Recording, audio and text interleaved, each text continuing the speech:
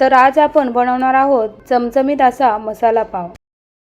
एका पॅन मध्ये थोडेसे तेल टाका, त्यामध्ये अद्रक लसूणची पेस्ट टाका, याला थोडेसे तळून घ्या। यामध्ये 2 बारीक चिरलेले कांदे टाका, याला थोडेसे परतवून घ्या। त्यानंतर यामध्ये 1 बारीक चिरलेली शिमला मिर्च टाका आणि 2 टोमॅटो टाका।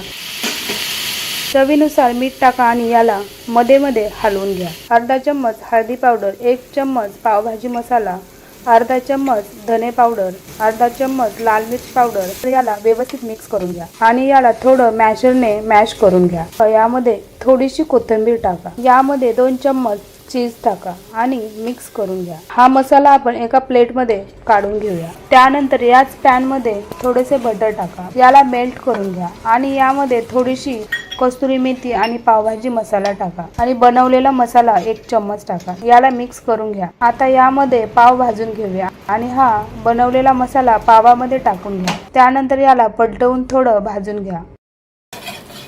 याला थोडंसं वरून बटर लावा, यामध्ये थोडासा कांदा आणि कोथिंबीर टाका। लहान मुलांना आवडेल असा मसाला पाव तयार आहे। एकदा तुम्ही नक्की ट्राय करून बघा। व्हिडिओ आवडल्यास लाईक करा, शेअर करा, सबस्क्राईब करा। व्हिडिओ बघितल्याबद्दल खूप खूप धन्यवाद।